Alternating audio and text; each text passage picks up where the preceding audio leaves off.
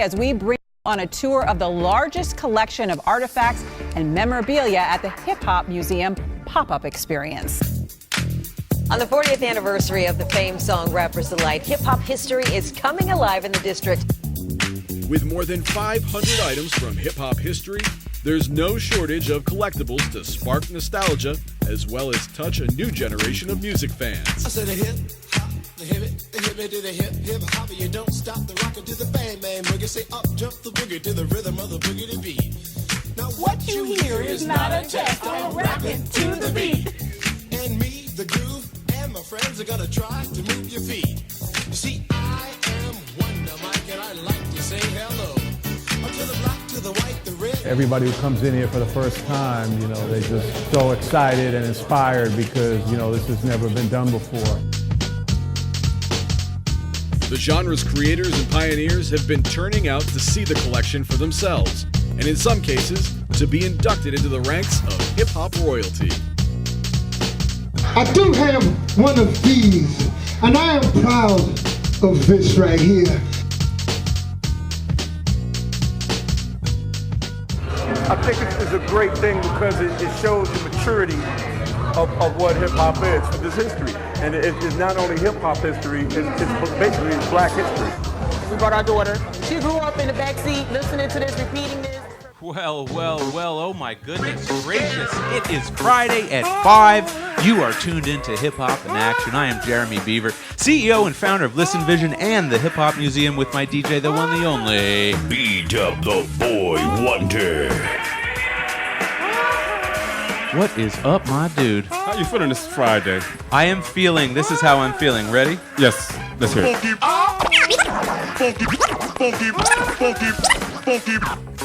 That's how I'm feeling. You feeling funky? Funky? Well, listen, we both have been getting it in before the show as well. As you can see, we got 2 turntables set with mini turntable over there. We're trying something new today. I love it. I love it too. This is our, we're doing so many DJ episodes that I'm getting more into it. So, the first ever guy to rap and DJ at the same time was Grandmaster Caz, of course. Yes. Today, we have somebody who prolifically picked it up after him and took it to a whole nother level. Our guest is JLive. Yes. Beatmaker, producer, MC, DJ, professor. He bleeds hip-hop. He is hip-hop. He is Mr. Longevity. I mean, he has the bragging rights to come to our show today, and he is going to be here in just a few moments after Today in Hip Hop. So let me not waste any more time. Let's get right into what's going on today in hip hop. Okay, well, not today, but in 1978, the Herculords battled the Cold Crush Brothers. Back in 1978 on this day, and this flyer was provided to us by one of the brothers himself, Tony Crush. Shout out Tony Crush, okay, who will be a guest on this program shortly. But that is some incredible, incredible memorabilia from all the way back in the early days of hip-hop.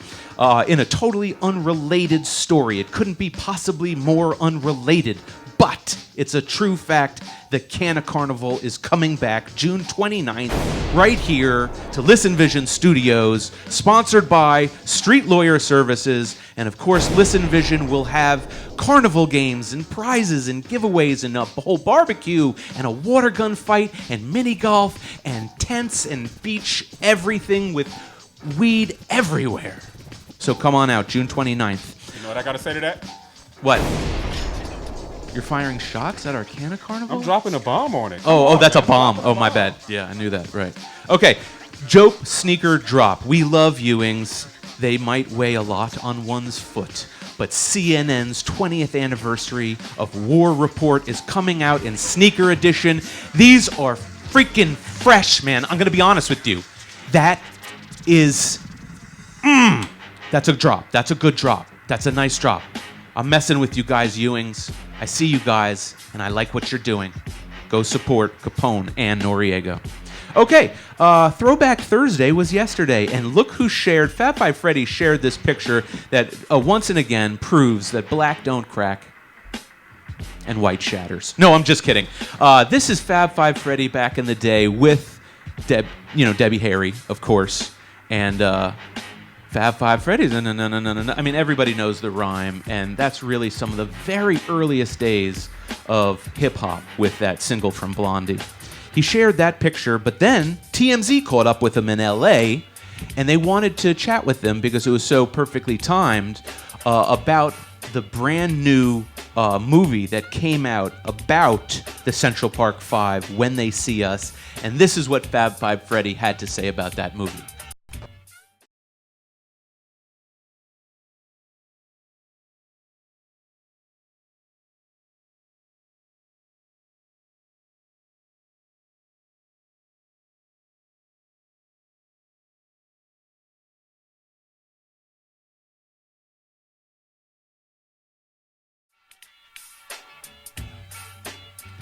Do we have my mic back? All right, cool. I'm sorry, we don't have that video, but if you want to go find it, it is on Fab Five Freddy's, his own, Facebook page. And essentially what he's saying is that he lived through the Central Park episode and that the movie does quite a fair bit of justice to the real story that needed to be told about the Central Park Five and the really disgusting prosecutor woman who everybody's up in arms about, rightfully so. Okay, continuing on today in hip-hop. A big happy birthday to Be Real. Happy birthday, Be Real. 49 years old and just received the Cypress Hill star on the Hollywood Walk of Fame. Congratulations to you guys. Happy birthday to Tech of Smith & Wesson. His birthday is June 3rd, 1973. Bucktown, Duckdown. Love him. Hip Hop Gods Radio is on episode 428. That's a lot of episodes, and I got to shout out Flatline. He always brings great, unique songs and commentary and crazy cinematic intros and sweepers. So go check out on Mixcloud, Hip Hop Gods Radio. I like listening. It's only an hour long, and it really feels like it should always be a lot longer. Okay? I found a great quote from The Teacher, the spokesman, Listen Vision Studios spokesman, KRS-One, had this amazing quote. And it reads, "We now live in a nation where doctors destroy health, lawyers destroy justice, universities destroy knowledge, the press destroys information, religion destroys morals, and banks destroy the economy." Deep. It's deep. And it's coming from one of the smartest guys in hip-hop, a guy who we respect with everything we have. Shout out you, KRS-One.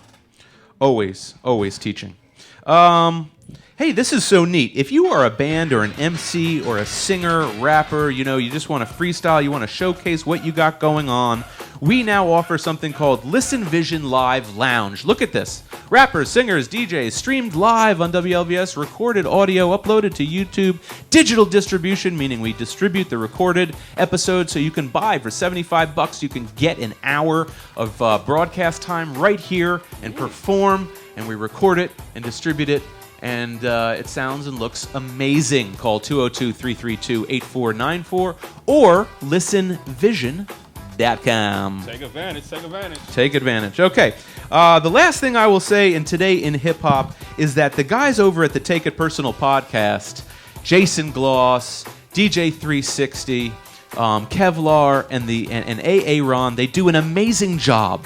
And the newest drop is Take It Personal, the Redman tribute, the greatest Redman tribute of all time. I don't actually think that's an overstatement. I'm going to hand it to you, especially DJ 360. You are bananas and did some amazing audio chemistry with whatever you've done there. It's so much more than a podcast.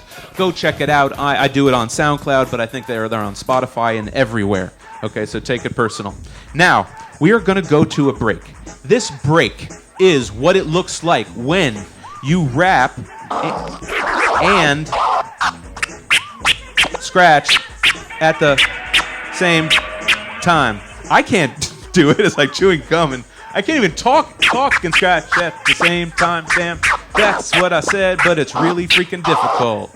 All right, it's impossible, but this guy makes it look so easy. In just a minute after this break, JLive is with us, and if you don't believe that he can do it, well, just look at this. You know what I'm saying? Show you how we get down. Check it out. It's like this, y'all.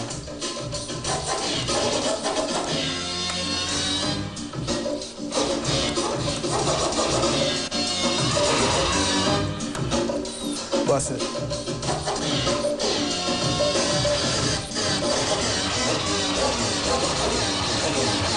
Underground metaphors, you can scraping this below the turf. For what it's worth, my style's been developed in the core of the earth. The exhale's volcanic, the inhale is seismic. So brothers just panic when the lives run the rhymes with the natural ability to run through your crew on 214, 213 to 212. In other words, from Dallas to LA to the place where Jay stay, every day is Mayday. So you can talk a shit on how you're wetting them seas with man blood stains, but I bet he can't stand the rain. I'm looking on your brain with the stain. Go back and reflect on my endeavors, black, I can't complain. It's like a raw deal, consistent with the way I make it feel. The end state revealed by the means I conceal. And those who try to steal get decapitated. You wanna snatch stage 2 type flow, but it evaporated. I displays my credentials over instrumentals, and my potential increases at a rate that's exponential. It's detrimental fucking with my thesis. The penetration's exact like amniocentesis. I rip your rhymes to pieces after draining out your fluid. My vocab is fluent, yours is evident to be intruent. I know you want to make moves, but son, you best to take a second look before my night takes your rook.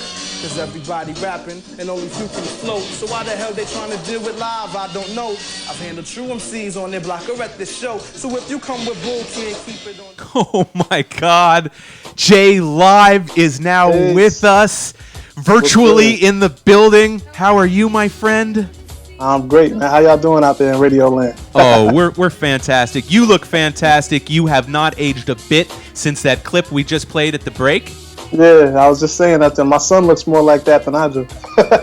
Well, your glasses have changed, but you have not. That's and right. your skills have, what's the word I'm searching for? Longevity? Yes. That's ironic, the word. That was the name of the first single. Listen, this is all for a reason, my friend. So, listen, I want to first and foremost welcome you to Hip Hop in Action. This is the audio-visual component of the Hip Hop Museum DC, the world's first hip hop museum and the largest collection of hip hop and memorabilia and artifacts in the world. Okay, it's an honor. And your interview here is a testimony to your career and your legacy. So we're gonna unfortunately ask you some softball questions, but all right. Okay, some of the people we have to know these answers. Okay. Okay. So first and foremost, we're going to open up before we even ask them anything and let everybody know who our sponsor is, because I forgot to do that. Yes. You know who our sponsor is each and every Friday. If you are enjoying these nice old fitteds and snapbacks that we are always wearing each and every Friday, make sure you stop in and check out Shoeheads Clothing. That's shoeheadsclothing with a Z.com. Check them out. Just shout out to Neil Taylor. And I just want to say that I love this hat and I love Neil, but I'm super not a Redskins fan. And I'm from Brooklyn, New York, Jay. And there's a part of me that felt really uncomfortable about wearing this colorway, which is maroon and yellow. Okay. Yeah, that's horrible. It's all good. Oh, God. Forgive me, everyone in New York.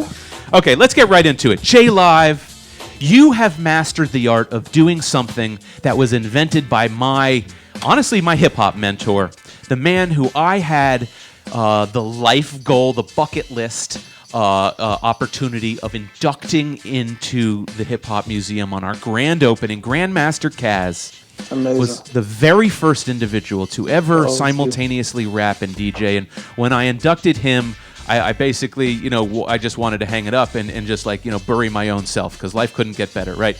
You have continued this legacy to a degree that I find unnatural, meaning you're weirdly good at it. Everyone was looking at you on that video. And so our first question always is, what is the first song you ever heard, you ever listened to that got you into hip hop? What's the first thing you ever, witnessed that was like, oh my God, what's that? I love that.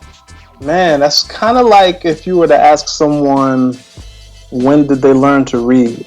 There's there's no beginning, no ending. So, but if I go back, I can say my first couple of 12 inches ever purchased were Chuck Chill Out and Cool Chip, The Rhythm is the Master, Latifah, Wrath of My Madness. First album that I really sat with was probably Run DMC, Raising Hell, Kumo D, How You Like Me Now, LL Cool J, Bigger and Deffer, and I had to go back for radio. I was a bit of a late bloomer. And what so about those as are a some of my child, though? early memories. As a child, like, so for instance, I recall early days when I'm like about 10, and I'm listening to 97.1 on the radio. I mean, on my boombox, and I would stay up later than my parents would want me to, like recording these kind of pause tapes, of the tracks from the radio. Do you have any like really really early memories? Age 6, 8? Yeah. So not 6. I'd say my formative years in hip hop were probably around 11 and 12. So the thing is, I was born and raised in Spanish Harlem, but I spent a lot of my early summers when my mother was at work in Mount Sinai Hospital. She would send me to South Bend, Indiana with my grandparents. So I missed a lot of the summers, like, the Fat Laces and things of that nature. So not until junior high, when I was more of a latchkey kid staying home, did I really get immersed into hip-hop culture on 106th Street in Madison at Central Park East. Did you say Indiana? Did you say South Bend, to be exact? Yes, no home in Notre Dame. I was actually born in South Bend, so salute. That's where my DJ. Say hi to DJ B-Dub. B-Dub, this is JLive. Represent. That's what's up. How you doing, JLive? That's what's up. What's going on? I can't call it. I'm not gonna lie, Jay. You are the first one to rep, South Bend, Indiana. It's a first on our show. We've done many, many shows, but that's right. That is the first. But then your maturation, my maturation. I grew up listening to 98.7 Kiss with Red Alert and WBLS with Marley Marl, and going back and forth between them Fridays and them Saturdays. And Chuck Chillout was on Fridays on Kiss, and then obviously there was the Special K and Teddy Ted on BAI, I believe, and there was all these different, you have to wait till like 1 a.m. to hear the really, really, really good stuff. But I would go back and forth between those channels, and I'd start pause mixing on my little double deck cassette player. And I was playing basketball, but I wasn't really good at basketball. But so to really get my props as a kid, I would have like this makeshift studio with a boombox, a Walkman with some little triangle speakers, and my mother's stereo that I would scratch on. So I had like kind of 4 tracks going. We would all kind of gather around and spit into the internal microphone, that little hole in the boombox. And I'd have the speaker from my mother's stereo playing, and I'd be scratching on that while the Walkman speaker would be playing a pause mixtape that I made from the boombox. So you'd have the beat going, you'd have the scratches going, and then we'd bring the rhymes. And you could hear the traffic outside and everything. It was crazy. Wait, this is a very elaborate and high-tech setup. I want to admire. I didn't get one of them Tascam 4 tracks. I wasn't really that elaborate. Wasn't that technologically? No. Trust me. You and I are close in age, so I understand just how much you had to go through. What were you scratching on, though? I was scratching on my mother's belt drive. It was a Gold Star, and the thing is, it had one of those switches that would go from radio to phono to tape. So I would take the tape to phono and go back and forth tape to phono and use that as kind of like a crossfader to kind of come in and out. And that's how I got the hand coordination between my left and right to be able to actually scratch. But how did, you're talking about scratching on first of all, as an old, crusty, dusty DJ myself, the system you're describing scratching on would be nearly impossible. Yes, but it's kind of like those kung fu movies. If you think about it, how you'd see those guys training in Shaolin, and they'd have like their arms out, and they'd be carrying buckets of water up a hill, and they'd have those knives taped to their elbows so that if they dropped the water, they'd stab themselves. So it was life or death. It was that kind of thing. Are you equating your hip hop training to Shaolin monks stabbing themselves in the belly? Because my next chamber, I actually graduated to some Gemini DD20s that I got out of a Source magazine starter kit that you purchase in the back of the magazine. And those were also belt drive, and they were so sensitive. They weren't like, quartz drive or any kind of durable, because if you scratch too much, that little rubber band that allows the turntable to spin, breaks. It stretches, so you end up... So what would happen was when we started doing project center parties, I would have my DD20s, and there was a whole crew of DJs because it was Spanish Harlem, where nobody else would want to get on my tables because they were used to Technics 1200s, and if their hands were too heavy. So again, I had to train my hands to be light enough to scratch on DD20s without skipping. So when I finally got some 1200s, it's kind of like, running up that hill with some ankle weights on. Right. And you're able to just fly like wushu and something. Which explains why when in the video that we played during the break, you have the turntables in a position that, how do I say this in the kindest way possible? I think they were separate from each other at the time. Yeah, like so like, I don't know if you can see our set, but you know, the tone arm, for people who aren't DJs, the tone arm is usually away from one's hand, okay? If you see the setup with JLive, his tone arm is upside down so that his arm could potentially hit the tone arm and knock it off, which is why most DJs turn their turntables sideways. What made you, do you still to this day keep your turntables like that? No, I think that the video that you were watching was in a clothing store doing like a video for a German radio station. And that's not my ideal situation. I usually keep my turntables vertical with the tone arms away from me. But it just so happened that was the, you know, we adapt to any situation. There's been situations like, I think I was DJing in a radio station in Zagreb, Croatia, where I had to sit down and the turntables were horizontal. It happened again in like Seoul, Korea a couple years ago. It really doesn't matter. You just kind of... you are a true sensei.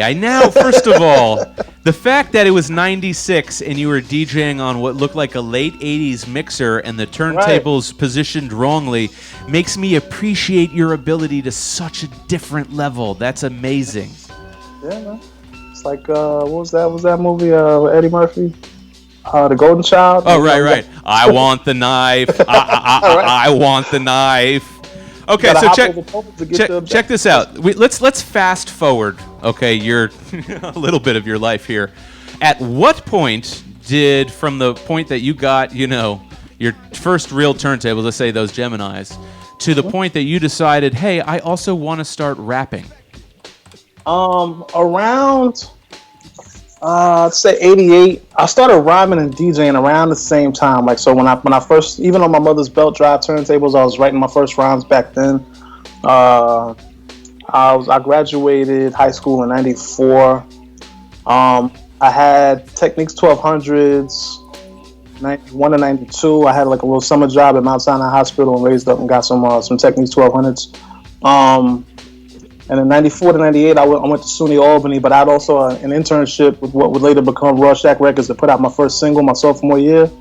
So I had books of rhymes by then, because, you know, from 12 to 19, you know, I got flown through different books of rhymes and kind of honed my skills to the point where, you know, I was just talking to that producer, George, yesterday. We were talking about how I was kind of reluctant even then to put out the first single in 95. But I was like, yo, you got beats, I got rhymes, let's just put something out and see what happens. And, you know, we figured we sell like 3,000 records instead of trying to throw demo tapes in somebody's limo or bang on A&R doors. We would sell 12 inches independently and take, you know, and get noticed. And we had the theory was, you know, 3,000 records in 95 would get us noticed. And we didn't get noticed, but we ended up selling like 13,000 12 inches. So... put it up in 96 and sold 26,000 between like CD singles, singles, and 12 inches. And then finally, you know, got some knocks on the door and ended up signing with London Payday Polygram before this whole corporate merger kind of folded and London went over to Warner and Payday went on about their business. So I ended up on with a finished record with a distributor but no label. Wow. And that's why that was the hold up for my first album, The Best Part, until I was able to put it out myself in 2001. Followed up with All of the Above in 2002, and then just been independent ever since.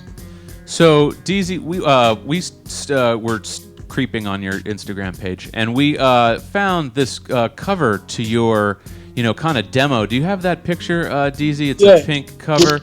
Let's show the people this demo cover. So this is do you have it, DZ? Where's DZ? It says the Hit Factory on it, right? Okay, it's a Hit Factory. Yeah. Yeah, that's the master to the first single that was pressed up on 12-inch, Longevity with Bragging Rights on the B-side. Yeah, so that's like the demo the cassette master reference. You got that? It's the pink demo cover of his single. You got that? Go ahead and no, not the other one.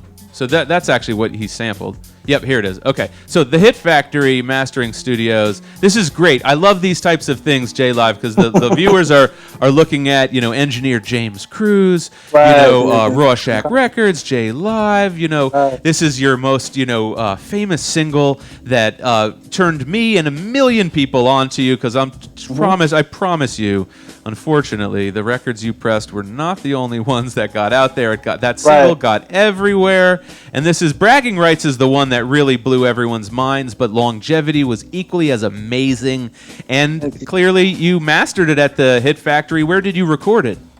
We recorded Longevity at the recording engineer's name is Mark Mandelbaum.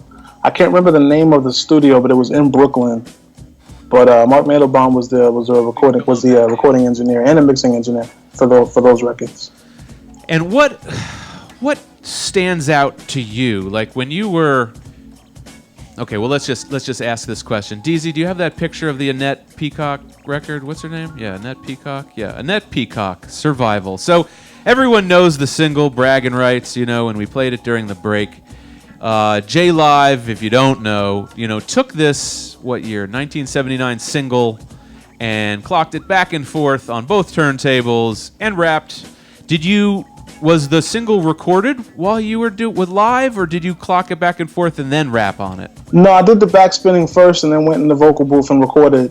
And at the time, I had kind of like delusions of grandeur, like maybe one day, with enough practice and enough repetition, I'd manage to be able to eke out a performance rhyming while I was DJing. But it was always kind of in the back of my mind like a fantasy. And it turned out one day performing, it was my first really big show at SUNY Albany. I was opening for KRS at it was Division II school, but in Iraq where the college team plays ball, it's like that big kind of arena sort of thing. And that was my first big show. So I had a DJ at the time, my friend Omar, and I had my turntable set up in my dorm room, and he was going to spin my set for me. And I was showing him how to bring in the break, and he kept bringing the break in on a drum roll, but I wanted him to bring the break in on the guitar because that's how it goes in the song. And just to kind of show him how it would sound, I went and did it myself, like when I laid down the beat, and I was rapping to it so he could hear it as a reference. And like mid-verse, I realized, okay, well, it's not as hard as I'd imagined it would be. I'll just do it myself when it comes to the song. I'll come behind the turntables. Oh, you didn't intend that. You didn't intend to be the rapper. It was DJ. Literally penicillin on wax. I kind of discovered that it wasn't as hard as I thought it would be. Oh my God! and let me just tell you, as a DJ, you're ridiculous because you're not even scratching the one. And I'm just trying to tell you, folks. Like, right. Like, that was the thing I had to show him, and then in trying to show him, I was like, you know what, I got it. I'll do it. Something tells me you're being nice right now, and actually, he couldn't get it. Am I right? Well, he would have gotten it had we given him, had we afforded him the patience and the time to do it. But when I realized I could do it myself, I also realized it'd be more of a spectacle if I did it myself. So I just went ahead and did it. Well, man, were you right? And I'll never forget, I actually saw one of your shows doing it when, back in the 90s. And it was a really memorable moment because for a guy who wasn't able to witness Grandmaster Caz back in the day, I'm 43 now, to see you do it, was really meaningful to me. And later on, as a DJ, I would spin that single endlessly. And we even have a turntable here. Do you have a beat going? Can you turn your beat up? All right. Do you hear that? I can. It's wax paper, right? Yeah. Yeah, that's wax paper. That's Prince Paul produced that one. That's on my first album. All right. We're gonna try something crazy. Okay. I'm gonna scratch. Okay. My DJ's gonna DJ, and you're gonna rhyme. We're gonna do a three-way no homo. Here we go. All right. Let's do it. Hey, yo, live from New York, it's one of those days and nights I stay blessing these bars. Can't hear the beat quite clear, but still rapping. Doing my thing for DC, that's what's happening. Live on the radio, straight up and down.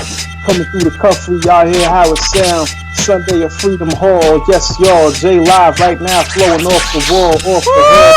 Whatever it is, the Prince Paul, that's the producer on this track. It's called Wax Paper. That's what I make the crowd say. Back and forth on stage, and the name's J to the L to the IVE. Go apostrophe somewhere in there. And I've been on the bloom. Because I can't get it. So I'm gonna stop right now with potential. Still on task and on target. Yeah. Okay. Jay, this is more than we expected. I can't believe it. We did it. Drop a bomb or something. Yo, high five. I don't know if I was on beat. I couldn't hit the beat the whole time. I had to kind of keep the time in my head. I'm gonna tell you something. Well, I don't know play how. It back on YouTube and watch what happened. You were on beat the whole time. I don't know how we did this. That was magic. That was not technologically possible, but we fucking did it. We made it happen. Like Jeff Goldblum says in Jurassic Park, life finds a way. Wow. I think that was a moment. We just DJ'd and scratched with JLive on the air and to the world. So this is the largest internet station in America. We have over 50 shows a week. You know what I mean? Broadcasting 150 countries, all 50 states. And this is going to be on YouTube later. So I don't know what just happened there. That was a life moment. Thanks, JLive. My pleasure. Well, yeah, my pleasure. I do this. Okay, so you release this incredible single. Mm-hmm. You realize, oh my God, I can actually perform this. Like this is actual possible. That's right. What does that burst to in your brain? Like in terms of like, holy, that's like a big revelation. How did your career creatively go after that, and what type of new things did you start to do as a result?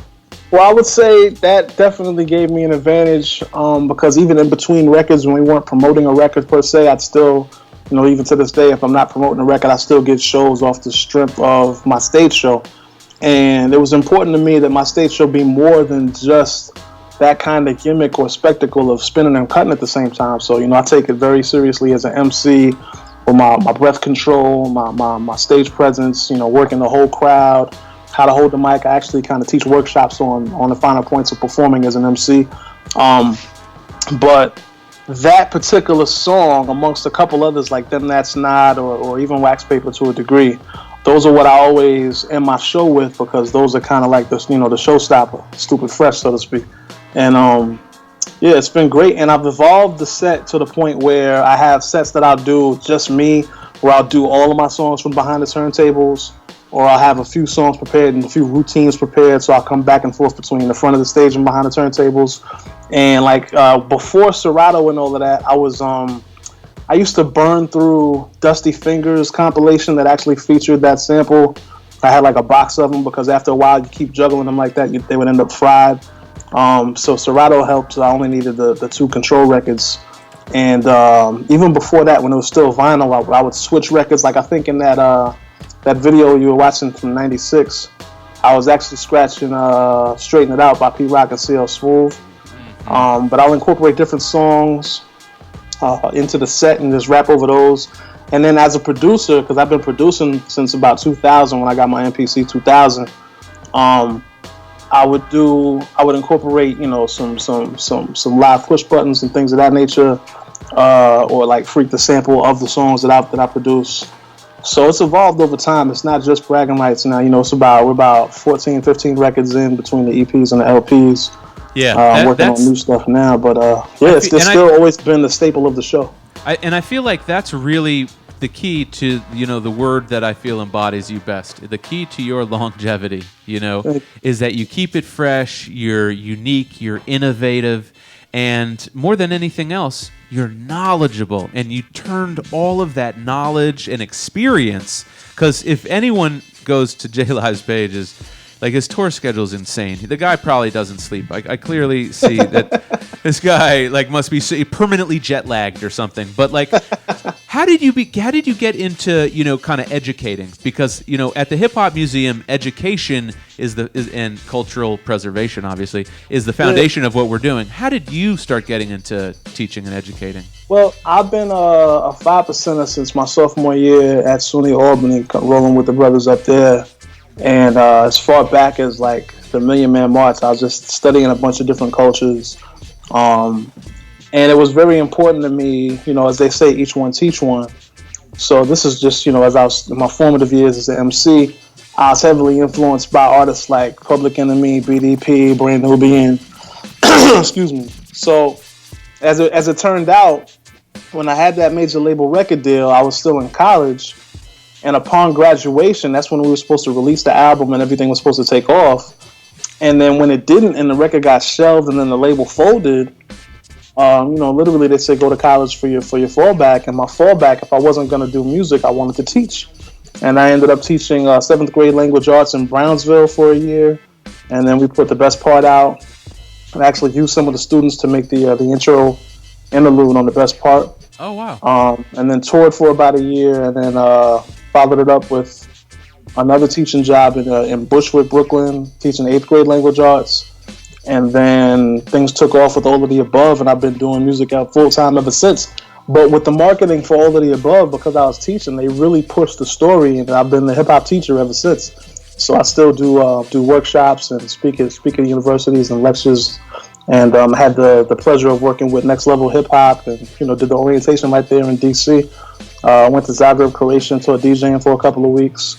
And just whenever I go on tour, I'll try to find nonprofits or organizations that are working with creatives and just offer my services however I can, whether it's teaching my workflow as a producer, or like I said, the finer points of DJing, or the finer points of performing on stage or writing. And I've noticed you tour all over the world. What are some of your most memorable moments from cities abroad? Do you have any kind of experiences that kind of stick out to you that really are imprinted in the memory banks? Yeah, I got tons of them. I mean, I'm old, like I'm 33. I'm old, so I got a lot. But I'd say I'll pick three. I'll pick. I've done Australia a couple of times, and in one Australian tour, I went to Tasmania. And I was joking with the driver from the airport, and he was like, "All right, where do you want to go?" And I was like, "I want to see a Tasmanian devil." So he drove me to a wildlife preserve, and I got to see a Tasmanian devil and pet a wombat and feed a one-eyed wallaby, and it was great. So that's one. Did you just say pet a wombat and feed a one-eyed wallaboo? Wallaby, yeah. Wallaby. Not like the shoes, but like little kangaroo.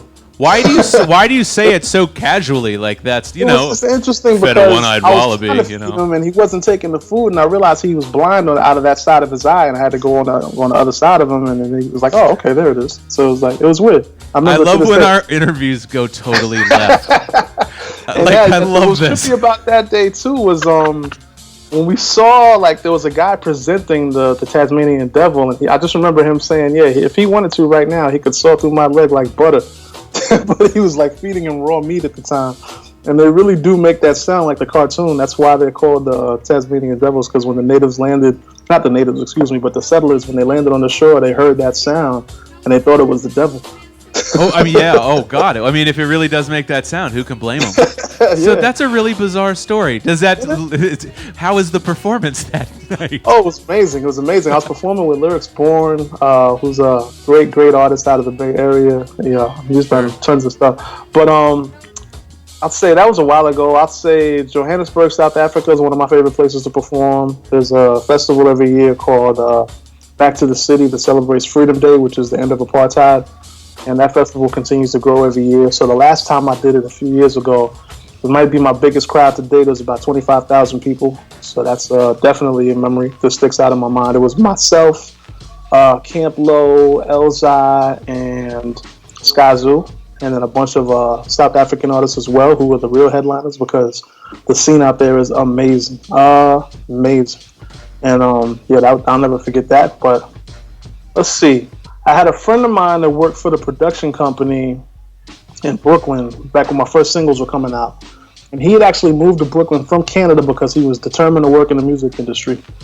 And he worked at that company for a time and then decided he was going to just totally life switch and move to Korea to teach English.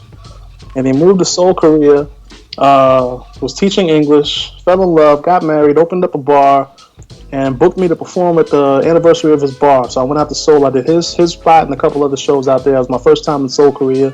That was an amazing trip, so got a big them up. Just trying to think of some standouts, like one of them flashback episodes on a TV show. So yeah, there's that. I mean, hip hop is experiential. You know, like I get the feeling from just talking to you that you chose the correct path, or even maybe the path chose you. Do you ever feel fulfilled, like you know, with everything you've accomplished? Because it seems to me like you just like really live, breathe, and understand, you know, all of the tenets of hip hop. I would like to think so. You know, I do. I got a song called "A Charmed Life," but that's really how it feels. The fact that I've been able to do it for this long, you know, through the ups and downs, the successes and the near misses, and the fact that there's still so much music in me to get out, and I have no intention of stopping anytime soon, and still aspirations to really build the kind of platform and label that can put younger artists on the way I was put on when I was younger. You know, it feels good. Can't front. Well, it should feel good, and we're really appreciative to have you. We want to say thank you and let you know just how much your music, you know, has meant to people like myself, and you literally, you know, tens of thousands of other people, like my DJ right here. Yes, what's really neat is that you're going to be in our neighborhood Sunday. That's right. So tell us all about, and shout out my boy, you know, my boy Steve, who's just a consummate professional and was hooked up, you know, my inductees on the grand opening with some incredible, you know, limos, the likes of which you've never seen before. They came complete with naked women and everything. No, I'm just kidding. No, seriously, tell us all about Sunday. It's a really amazing concert with some great people. Yes, it is the Community for Unity Day. It's kicking off around noon. It's going to be at Freedom Hall, presented by Versatile Entertainment, which is Steve's company. It's Communities United for Respect, Education, and Equality. They have Aladdin the Prince, DJ Will Cole, ELPJ, Charbel Fahir, the Professor, Martin Moulton, DC Scores, Poetry Athletes, Mahogany Jones, the great Mahogany Jones, Mark Toure. It's going to be amazing. Shout out Mark. We love his 1915 song about the Armenian genocide. Yes, so shout out him. Really an incredible artist from DC. In fact, you know, everyone here in DC is really on something these days, and in a good way. I mean, like, we just did a count, me and my business partner. Do you realize there are over 25 rappers signed to major labels from the DMV right now? I'm not surprised. And even the independent ones, my personal favorites like Odyssey and Asheru and Kokai. I mean, there's tons of dope artists out there. Kokai, yes. Yeah, shout out Odyssey and Kokai. These are all friends of ours and associates. You know, we're drawing short on time, but you know, you're also a producer, and you've produced some really amazing tracks, and you've worked with some brilliant artists. For the people who don't know, please run down some of, you know, the favorite, you know, tracks you've done for some of the, you know, artists that you think really stand out. Well, a lot of it has been for myself, and I'll just shout out some of the collaborations. I've been working with Odyssey, Homeboy Sandman. Had the pleasure to work with Paz from De La Soul. I've been produced by some amazing producers, and we're talking the likes of Jazzy Jeff, DJ Spinner, Pete Rock, DJ Premier, 88 Keys, the Beat Miners, yeah, the list goes on, man. To the DJ Newmark, I've worked with Charlie Tuna. Yo, your producer list is crazier than your MC list. That's nuts. Yeah, I'm more of an MC than a producer. I produce for myself, and like working with them over the years and really paying attention to different methods. I'd say as a youngin', I studied Spinner's methodology really, really hard because I did a lot of my early works with him, and I was, you know, I call him my Sifu as far as production goes. Yeah, I've had the pleasure of working with some amazing artists and producers. I think that's really confident of you, a guy of your ability, you know, who can produce himself and even DJ for himself, you know, doesn't have to go outside, but you do, and you chose and have worked with just the most amazing. You just listed all of my favorite producers in one list. That was an amazing, you know, you did that. So before we get out of here, let everybody know, in addition to, you know, this Sunday, everybody has to come out this Sunday. It's at Freedom Plaza, right? That's right. Freedom Plaza here in Washington, D.C. What's the time this Sunday? It starts at noon. I think I jump on around 4. Okay, well, everybody has to come out at noon and make sure That's they right. stay for JLive, who That's right. is one of the most talented individuals I've ever encountered. Also, your catalog is insane. If I were a JLive fan, or if I just became a JLive fan, where do you want to direct everybody to go to take in and purchase your music? Well, the homepage is realjlive.com, RealJlive.com. That's where you can find all of the social media outlets from Twitter to Instagram to Facebook, but they're all very simply Real J Live, RealJlive. That's the Twitter, the Instagram, and the Facebook is page.realjlive. But yeah, that's home base for pretty much everything that's going on.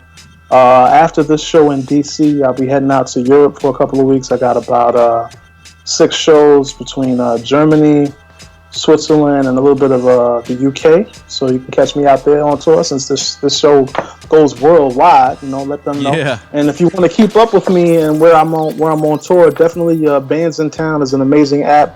You can type in your favorite artists and let them know where you are, and they'll tell you when your favorite artists are where you are. So if you look me up on Bands in Town, you can definitely hear my music on Spotify, Tidal, iTunes, Apple Music, everywhere that you hear streaming music and want to purchase music. My first 2 albums, The Best Part and All of the Above, are now back out on vinyl via my company, More Tier Music and Fat Beats. You can catch them on limited red vinyl, limited blue vinyl.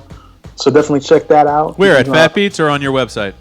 On my website, there should be a link to that as well. But it's if you anywhere, if you buy. If there's a local record store, they should have it. You can ask them for it, and if not, you can go to fatbeats.com and cop the vinyl right there. Sure.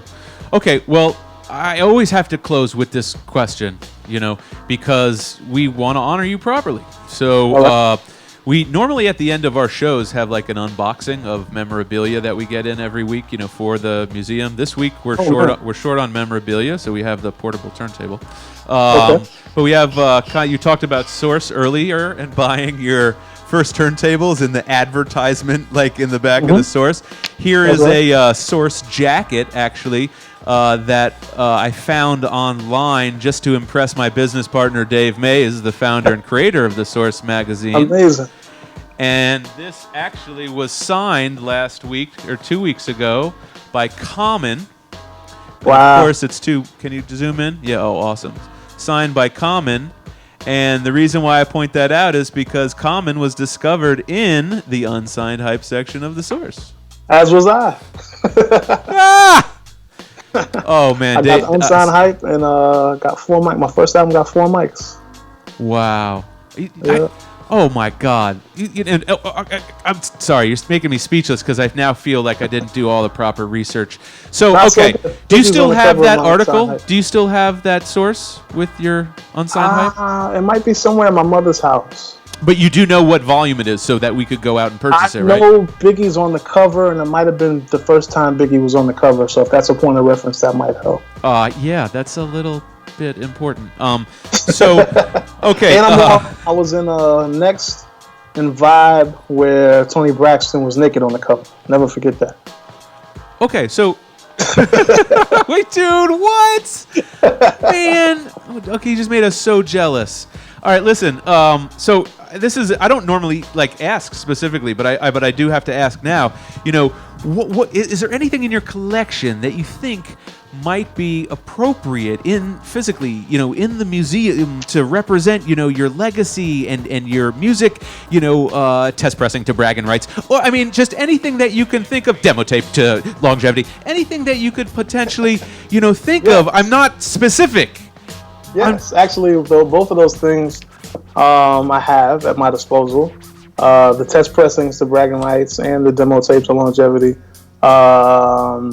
The first pressing, because the flat thing about longevity and that 12-inch with bragging rights on the B-side and the Spinner Dome Cracker remix that everybody loves as well, is we did 4 pressings, and the first pressing was silver letters on blue. The second pressing was blue letters on silver.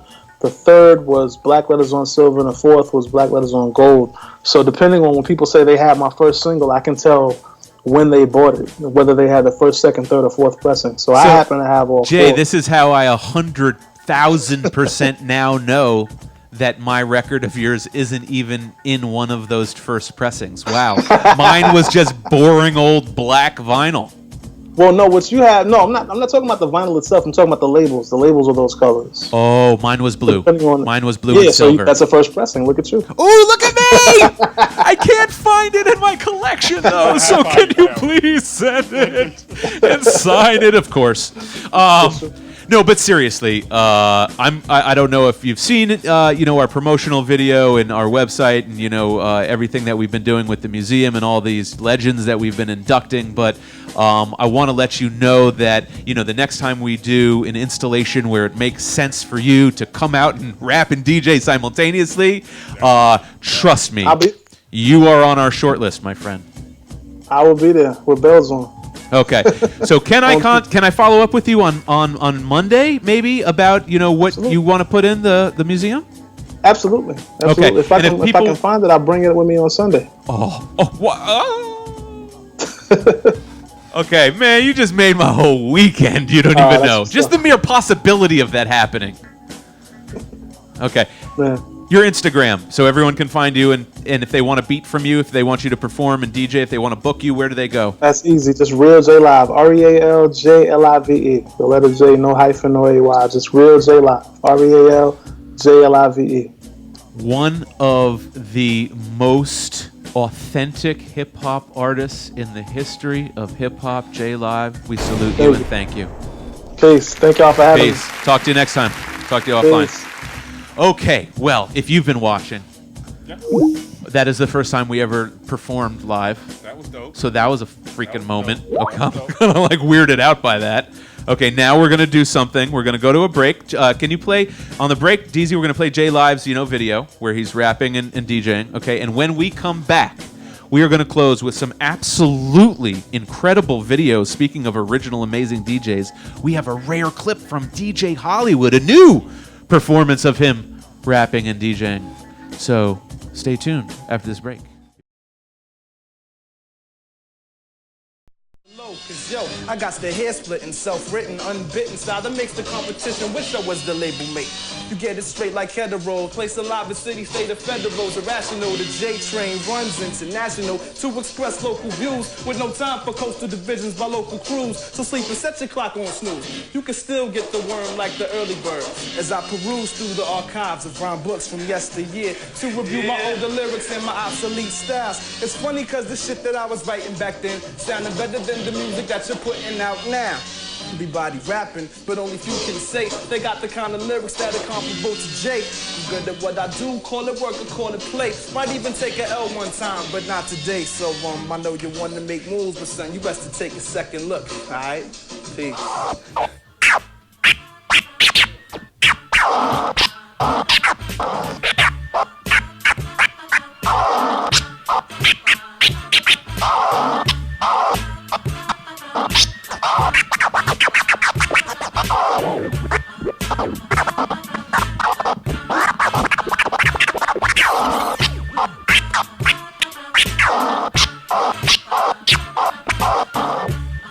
Okay, I am doing that in honor of JLive, our guest. And now we go to our featured videos. Okay, if you were watching, JLive was our guest today, but now we are going to a segment that was curated by yours truly, and we're going to start with an amazing track by Marlon Craft that takes a very interesting look at the police via his song Gang Life.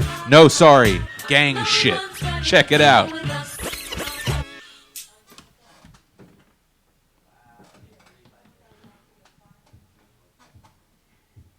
Come on back, we'll try the next one. Maybe we'll go back to it.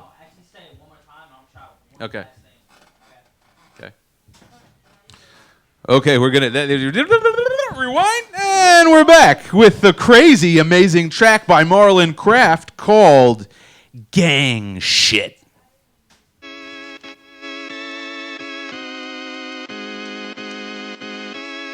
My name John and I'm a city cop, and I'm just tired of these let me not. They try to paint me as racist, but see I'm really not. Call me pork, so I put them on they belly at every stop. and they scared. What a joke, how about how I feel? Check the crime rate, look at my eyes behind my shield. I'm scared, this is a job, this how I find my meal. So if they gon' lie and steal, I'ma make them lie from still. And I think my life do matter more. I seen too many of these people kill without remorse. Used to be 3/5 of a man, but I think half is more accurate. How they celebrate savageness in a patterned form. My family raised me not to trust them. Fuck you, they ain't wrong. These other cops are my brothers, and they be wishing us harm. They told me that it's our culture to make sure that they suffer. And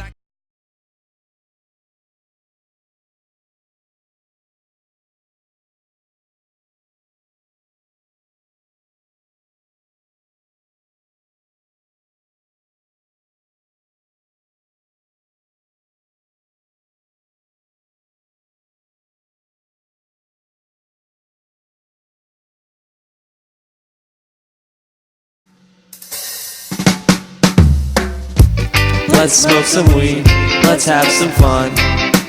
Minico! June 29th, listen vision. Barbecue.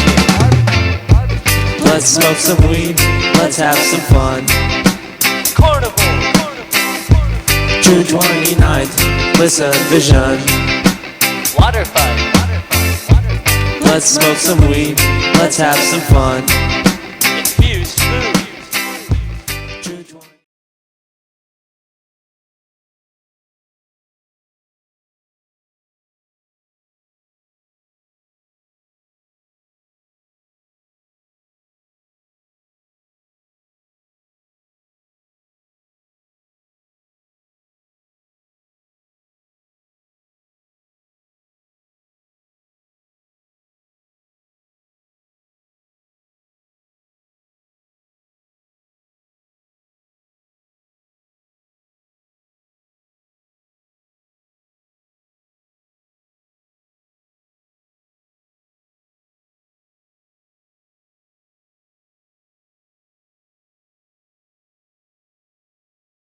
And you still look good. Make some noise right now. I'm gonna take you back a little bit. Skate down, do the jerk. Let me see your body work. Slam, don't feel the funk. Come on, shake the rock. Now you pick up your body in about your feet. You rock and roll to the funky beat. Once again, you can't hardly wait. So you put on a pair of roller skates. You come to the park and get with the crew. And everybody in here doing the do. Hollywood, baby, y'all. I'm kinda weak, that's why I'm sitting here in the seat. Yo, I don't know about you, but that literally makes me want to roller skate. That reminds me of good times, man. Great people. I like that. I don't Yeah. know about roller skating. Plus, guys. Yeah. I'm super klutzy. I'm a great athlete, but I'm super klutzy. I'll sit back and watch everybody else enjoy this. All right, so check this out. Everyone in DC knows there's a huge, movement, anti-gentrification movement called Don't Mute DC. And again, our interns ran down to, one of the happenings, one of the, kind of go-go's in the street the other day. Shout out Manny, who did an amazing reporting job, and he asked questions to the people standing around. This is what it looks like when Manny and our intern Addie get together and do a 59-second documentary on Don't Mute DC.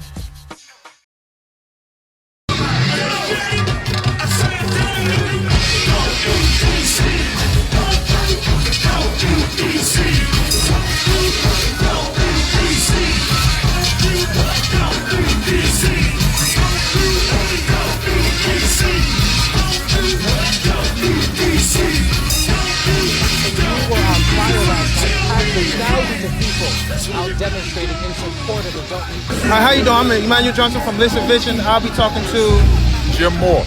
Okay, the first question I'll be talking to, why is it important to keep DC a culture? Well, we are a multicultural city. This neighborhood happens to be, since the Civil War, a big part of African American culture, or some call it black culture, and it's important to maintain that. That was beautiful. We have incredibly talented interns, and I want to just shout out to all of them. Ty, Nick, Jack, Addie, Manny, Fufu, Pimpy Knuckles, Johnny Two Tones. We think you guys are amazing. And so thank you for all of your help and commitment this summer. All right. Johnny Two-Tone? He's on the couch. He's on the left. All right. Gods of Rap tour just concluded, I believe, in Europe, and I couldn't go. So most tier people didn't go. So this is what amazing shit we all missed. Look at this.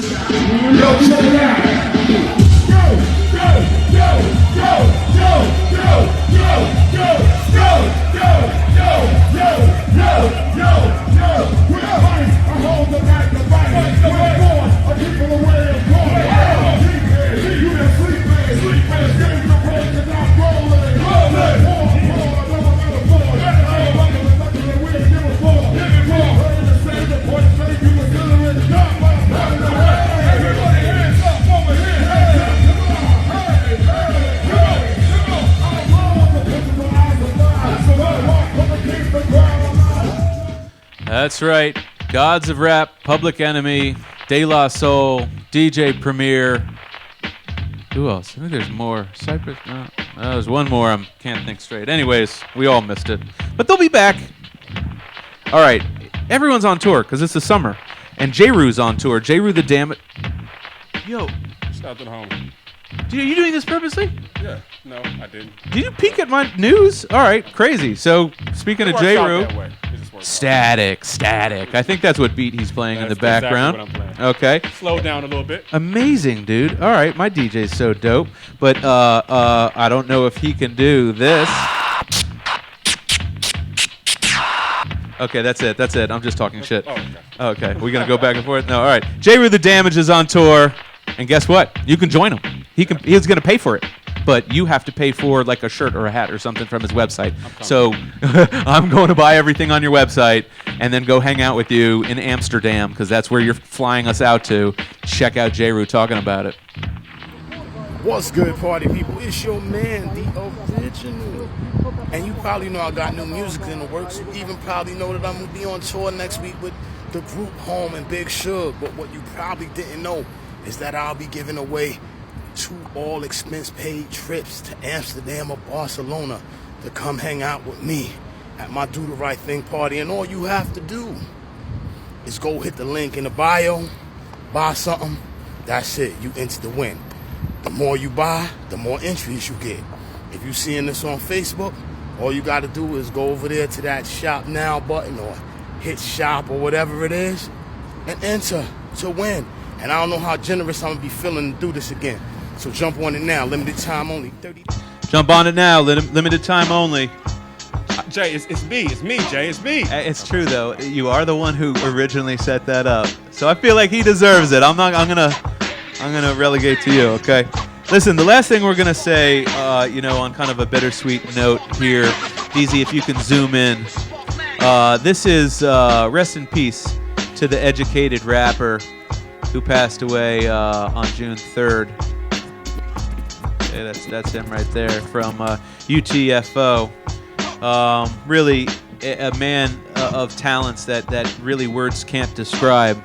His lyricism and his ability were really far beyond what anyone else was doing at that time. And Mixmaster Ice, their DJ, put together a nice little tribute, to his passing. So what we're going to do right now is we're going to close with this video from Mixmaster Ice. Rest in peace to the educated rapper, EMD. Okay, and then we're going to play, DZ, that outro video. That was our intro video from the Hip Hop Museum. And then we are going to see you not next Friday. No, yes, we are going to see you next Friday. Okay, we're going to definitely see you next Friday at 5. I think I'm away the week after that. Okay? But either way, I'm Jeremy Beaver, CEO and founder of Listen Vision and the Hip Hop Museum with my DJ, the one, the only. Beat up the boy wonder. And this is Hip Hop in action, but this is me scratching.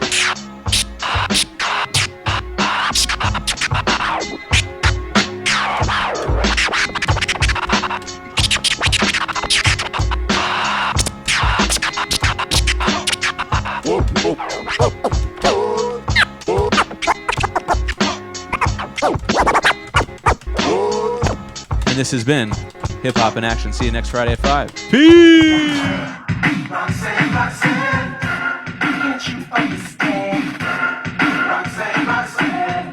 I wanna be your man. Yo, King, go. I don't think that you're dense, but you went about the matter with no experience. You should know. She doesn't need a guy like you. She needs a guy like me with a high IQ. And she'll take to my rap, cause my rap's the best. The educated rapper MD will never fess.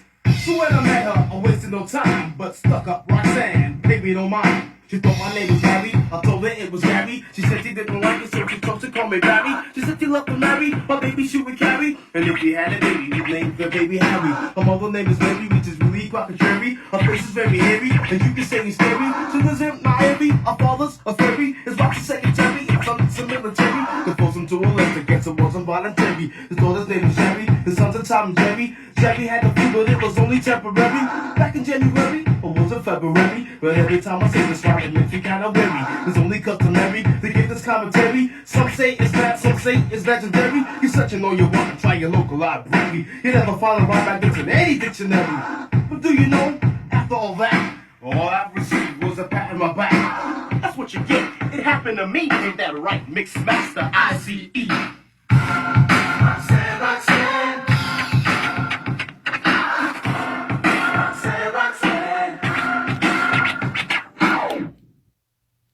Take a step inside music history as we bring you on a tour of the largest collection of artifacts and memorabilia at the HipHop Museum pop-up experience.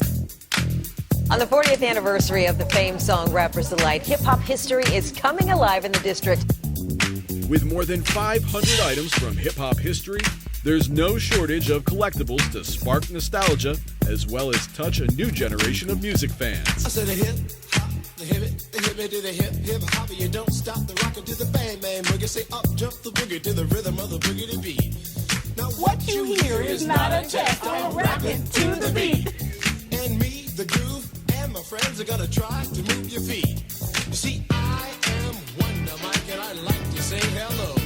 Up to the black, to the white, the red. Everybody who comes in here for the first time, you know, they're just so excited and inspired because, you know, this has never been done before.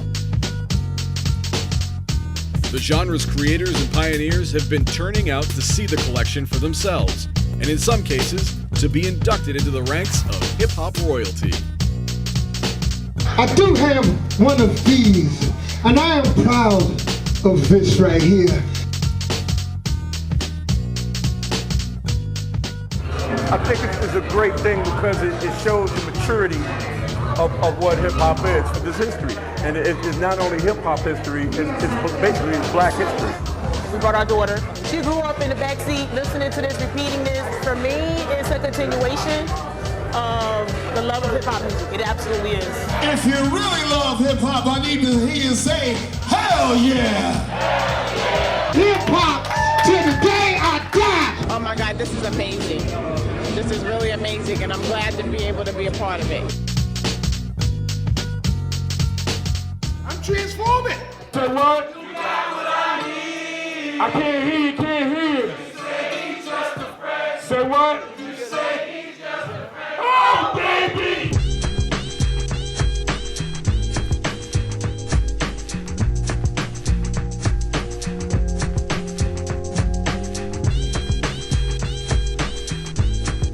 Yo, main source forever, yo. Happy New Year to everybody in the building.